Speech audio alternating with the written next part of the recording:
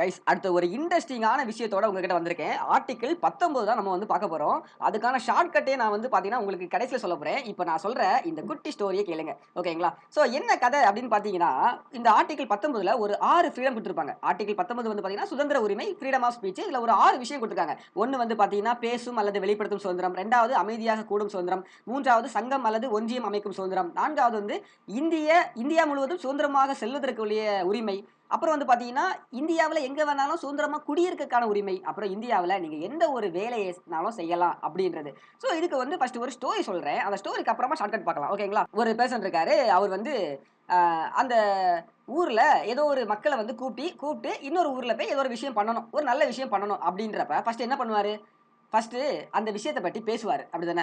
பேசிட்டு என்ன சொல்றாரு, எல்லாத்தையும் மீட்டிங் போட்டு கூப்பிடுறாரு. நாளைக்கு எல்லாத்துக்கும் ஃபோன் பண்ணி பேசுறாரு. ஃபர்ஸ்ட்டு பேசும் உரிமை. பேசி என்ன சொல்றாருன்னா, நாளைக்கு இங்க வந்து ஒரு மீட்டிங் போடுறோம் வந்துருங்கன்னு சொல்றாரு. ஓகேன்னு சொன்னோனே நாளைக்கு எல்லாருமே வந்துடுறாங்க. மீட்டிங் போடுறாங்க. ஓகேங்களா?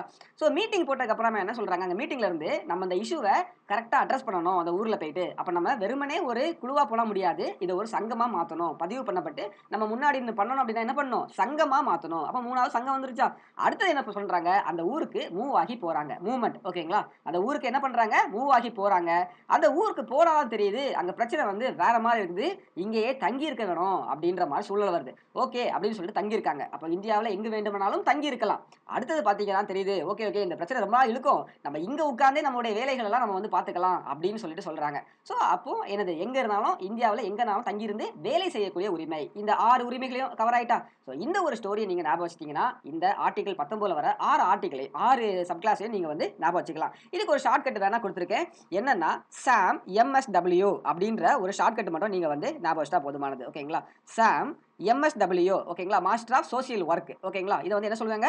மாஸ்டர் ஆஃப் சோசியல் வொர்க் அப்படின்ற ஒரு படிப்பு இருக்கு தெரியுமா உங்களுக்கு? எஸ் ஓகேங்களா? சோ மாஸ்டர் ஆஃப் சோசியல் வொர்க்ன்ற ஒரு படிப்பு இருக்குது. சாம் வந்து மாஸ்டர் ஆஃப் சோசியல் வொர்க் முடிச்சிருக்காரு. அதனால தான் நான் சொன்ன கதையெல்லாம் சொல்றாரு. அப்ப எஸ் ஃபார் ஸ்பீக் பேசும் சுதந்திரம், ஏ ஃபார் அசெம்பிள் கூடும் சுதந்திரம், எம் ஃபார் மேக் அசோசியேஷன் சங்கம் அமைக்கிறது, எம் ஃபார் மூவ்மெண்ட் ஓகேங்களா? மூவ் சுதந்திரமா செல்றதுக்கு, எஸ் ஃபார் செட்டில் அங்கேயே தங்கி இருக்கிறது, டபிள்யூ ஃபார் வொர்க் எந்த வேலைனாலும் செய்யறது. ஓகேங்களா? சோ இந்த ஒரு இன்ட்ரஸ்டிங்கான ஷார்ட்கட் உங்களுக்கு பிடிச்சிருந்துச்சு அப்படின்னா லைக் பண்ணிட்டு உங்க ஃப்ரெண்ட்ஸ்க்கு மட்டும் ஷேர் பண்ண மறக்கவே மறக்காதீங்க.